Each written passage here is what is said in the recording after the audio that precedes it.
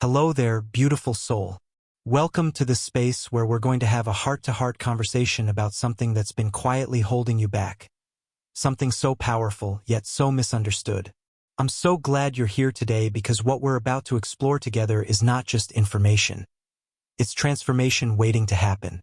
Before we dive in, take a deep breath with me. In through your nose and out through your mouth. Feel that? That right there, that moment of awareness is the first step toward reclaiming your power. Today, I want to talk about why your subconscious mind might be sabotaging you. Now, I know what some of you are thinking. Sabotage? My subconscious is trying to hurt me? And here's the beautiful truth that we need to start with. Your subconscious isn't trying to sabotage you at all. It's not malicious. It's not against you. In fact, it's been your most loyal ally for every single moment of your life. But like any powerful force, when we don't understand how something works, or when we're working against its natural flow, things can get complicated. And that's exactly what I want to help you navigate today. So if you've ever felt stuck despite trying everything, if you've noticed patterns repeating in your life no matter how hard you try to break them, if you've wondered why certain fears or limiting beliefs keep surfacing even when logically you know they don't serve you, this conversation is for you. Let's begin this journey together. Let's explore not just what's happening beneath the surface of your mind, but more importantly, how we can work with our subconscious to create the life we truly desire. Let me share something fascinating with you about your brain. Did you know that approximately 90% of all thinking happens in your subconscious mind?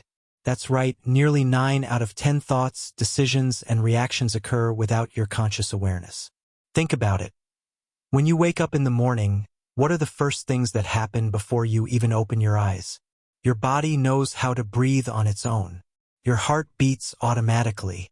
You don't have to think about walking from your bed to your bathroom, you just do it. These aren't conscious decisions. They're subconscious processes working beautifully behind the scenes. Your subconscious is like a vast ocean beneath the surface of your awareness. It holds every memory you've ever had, every experience you've lived through, every emotion you've felt, and most importantly, every belief you've formed about yourself and the world around you. Here's where things get interesting. Your subconscious doesn't distinguish between reality and imagination. This is both a gift and a challenge. When you visualize something vividly enough, your brain begins to treat it as if it's already true. This is why athletes use visualization techniques. They're training their subconscious minds to believe in their abilities before they even step onto the field or court. But here's the crucial part. Your subconscious operates on repetition and belief. It doesn't care about logic or reason. If you repeatedly tell yourself, "I'm not good enough," your subconscious will accept that as truth, regardless of whether it aligns with reality. And once a belief is established in your subconscious, it becomes automatic, like a well-worn path through a forest. Every time you walk that path, the grass gets trampled down further, making it easier to follow next time. This is why changing your life can feel so difficult sometimes. You're not just fighting against bad habits or negative thoughts. You're trying to redirect years of subconscious programming that has become deeply ingrained in your neural pathways. But here's the empowering truth. Because your subconscious was programmed, it can be reprogrammed. The same mechanism that created these patterns can help you create new ones. And that brings us to our next chapter. Now I want to talk about what sabotage actually looks like in your daily life. And before we go further, let me reframe this completely. Sabotage isn't a conscious act of self-destruction. It's not you trying to fail at something important. Instead, it's your subconscious mind trying to protect you from perceived danger or discomfort. Think about it this way. Your subconscious is like an overprotective parent who has been watching out for you since before you could even speak. Its job is to keep you safe, comfortable, and within the boundaries of what feels familiar. And while that intention comes from a place of care, sometimes those protective mechanisms can become limiting. Let me share some common ways this shows up. The fear of success. Have you ever felt anxious or uncomfortable when things start going well? Maybe you push people away just as they're getting close to you. Or maybe you create obstacles right before a big opportunity arrives. Your subconscious might be interpreting success as danger, perhaps because it means change, and your mind associates change with uncertainty. The self-fulfilling prophecy. This is one of the most powerful patterns we all experience. If you believe deep down that you're not worthy of love or abundance, your subconscious will unconsciously create situations that confirm this belief. You might subconsciously choose partners who treat you poorly because it feels familiar. You might avoid opportunities for growth because they feel too risky. Your mind is trying to keep you safe by keeping you in what it perceives as a known quantity, even if that known is painful. The inner critic. That voice inside your head telling you that you're not good enough, that you'll never be successful, that you don't deserve happiness? That's often your subconscious speaking through the filter of past experiences and beliefs. It's trying to warn you based on what it thinks will keep you safe, but those warnings are outdated information. The comfort zone trap. Your subconscious loves routine and predictability. When you step outside your comfort zone, even in positive ways like pursuing a new career or ending an unhealthy relationship, your mind may create resistance. You might find yourself procrastinating on important decisions or making excuses to stay where you are. This isn't laziness, it's your protective mechanisms kicking in. The perfectionism paralysis. Wanting everything to be perfect can actually prevent you from taking action at all. Your subconscious might interpret imperfection as failure, and since it doesn't want you to fail, it keeps you stuck in planning mode rather than moving forward. Here's the beautiful realization. None of this is your fault. You didn't program yourself with these beliefs overnight. They accumulated over years, sometimes decades, through experiences, messages from others, cultural conditioning, and even well-meaning advice that wasn't quite right for you at the time. And here's what makes this so powerful to understand. Once you recognize these patterns as subconscious responses rather than conscious choices, you begin to take back your power. You stop blaming yourself for being broken or not trying hard enough. Instead, you see yourself as someone who has been operating from outdated programming, and that means it can be updated. Now I want to share something truly transformative with you. The very moment you become aware of your subconscious patterns is the exact moment they begin to lose their power over you. Think about it this way. When you're unconscious of a habit, you're completely at its mercy. You wake up, go through your day on autopilot, and then wonder why things aren't going well. But the moment you notice something happening, whether it's a negative thought pattern, an emotional reaction, or a behavioral tendency, you've already shifted the dynamic. Awareness is like turning on a light in a dark room. Suddenly, everything becomes visible. You can see where the obstacles are. You can identify what needs to be addressed.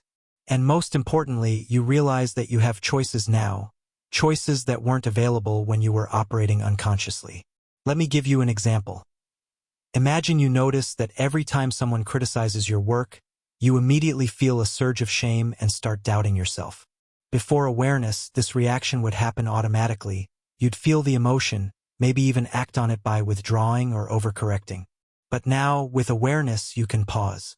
You can say to yourself, there's that old pattern showing up again. That simple recognition creates space between stimulus and response. And in that space lies your freedom. Here's another powerful truth about awareness. It doesn't require perfection. You don't need to catch every single subconscious reaction the moment it happens. Some days you'll be more aware than others, and that's okay. The practice is simply to notice when you're operating on autopilot and gently bring yourself back to conscious presence. Think of awareness as a muscle. It gets stronger with use. Every time you notice your thoughts or feelings without immediately reacting to them, you're strengthening this muscle. And over time, what once felt like an overwhelming force begins to feel manageable, even workable. This is where the real magic happens. When you combine awareness with compassion for yourself, something profound occurs. You stop fighting against your subconscious patterns and start understanding them as part of your journey, not as enemies to defeat. And that brings us to our next chapter. So now we arrive at the most exciting part of this conversation. How do we actually reprogram our subconscious minds? The good news is that your brain is incredibly adaptable throughout your entire life. This quality, called neuroplasticity, means you can create new neural pathways and strengthen positive ones while weakening negative ones. Here are some powerful practices to begin this transformation. 1. Conscious repetition. Your subconscious responds to repetition.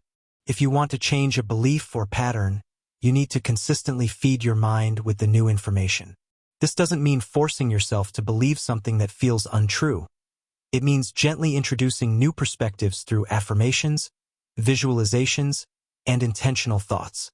For example, if you've been believing, "I'm not worthy of success," instead of aggressively trying to replace it with "I am worthy," which might feel fake or even trigger resistance, try a softer approach.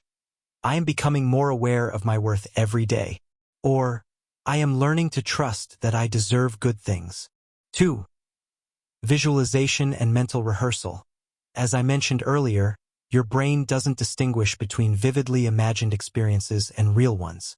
Spend time each day visualizing yourself living the life you want, not just seeing the outcome, but feeling what it's like to be in that reality. What does success feel like? How do you move through your days with confidence? Who are you when you're operating from this new place of belief? 3. Journaling for awareness. Writing is one of the most powerful tools for bringing subconscious material into conscious awareness. Try keeping a journal where you explore your thoughts and feelings without judgment. Notice patterns that emerge over time. When you see something repeating, ask yourself, what does this pattern tell me about what I'm trying to protect or avoid? 4. The power of gratitude. This might seem simple, but gratitude is one of the most effective ways to rewire your brain toward positivity. When you focus on what's going well in your life, you're training your subconscious to notice abundance rather than scarcity. Start each day by identifying 3 things you're grateful for, no matter how small they may seem. 5. Surround yourself with supportive influences. Your environment shapes your mind. Pay attention to the people, media, and messages that surround you daily. Are they reinforcing old patterns or supporting new ones? You don't have to cut off all negative influences overnight, but you can gradually shift toward more supportive inputs. 6. Mindfulness and meditation. These practices train your brain to observe thoughts without getting caught up in them. Even 5 minutes a day of mindful breathing can help create the awareness gap between stimulus and response that we talked about earlier. 7. Professional support. There's absolutely nothing wrong with seeking guidance from therapists, coaches, or mentors who specialize in helping people understand their subconscious patterns. Sometimes having an outside perspective can illuminate things you couldn't see on your own. Remember, reprogramming your subconscious is not a one-time event. It's a continuous practice of awareness and intention. Some days will feel easier than others, and that's completely normal. The key is consistency over intensity. Small, regular efforts compound into significant change over time. And here's the most important thing to remember. You are never too late to begin this work. No matter how long you've been operating from old patterns, no matter how many times you've tried and felt like it didn't stick, the next day is always a fresh start. Your subconscious mind responds to your present actions, not your past failures. As we come toward the end of our time together today, I want you to take a moment to reflect on what you've learned. Think about one pattern or belief that resonated with you most strongly. Maybe it's something you recognize immediately in your own life. Or maybe it's something new for you to consider. Whatever comes up for you right now is valuable information. It means you're beginning to see yourself clearly, and clarity is the foundation of change. I want to leave you with this invitation. Start small today. Choose one practice from what we've discussed and commit to doing it consistently, even if just for a few days. Maybe it's writing down 3 things you're grateful for each morning. Or maybe it's catching yourself when that inner critic starts speaking and responding with kindness instead of criticism. The beauty is in the beginning. You don't need to have everything figured out right now. You don't need to transform your entire life overnight. Just take one small step toward awareness and then another after that. Each conscious choice you make is a brick in the foundation of your new reality. Remember, your subconscious mind has been working for you all along. It's just been operating from outdated information. Now you have the opportunity to update it with fresh perspectives, new beliefs, and empowering truths about who you are and what you're capable of creating. You are not broken. You are not too late. You are not alone in this journey. Every single person watching or listening right now is on their own unique path toward greater awareness and freedom, and that includes you. So here's my invitation to you. Be patient with yourself as you navigate this process. Celebrate the small victories along the way. Forgive yourself for any times when old patterns slipped through. And most importantly, trust in your ability to grow, change, and create the life you truly desire. Your subconscious mind is not your enemy. It's your partner in creation. It has been waiting all along for you to bring it into conscious partnership with you. Now that you're aware of its presence, now that you understand how it works, imagine what's possible when you work with it rather than against it. Thank you so much for being here today. Thank you for showing up for yourself and your growth. Whatever comes next in your journey, I know you'll face it with courage, compassion, and the wisdom that comes from awareness. You've got this. And more importantly, you deserve to have everything good come into your life, including peace, joy, love, and success. Your subconscious mind is ready to support you in creating all of that. It just needs new instructions, and now you know how to give them. Go gently, go bravely, and trust the process. I'll see you on the next journey together.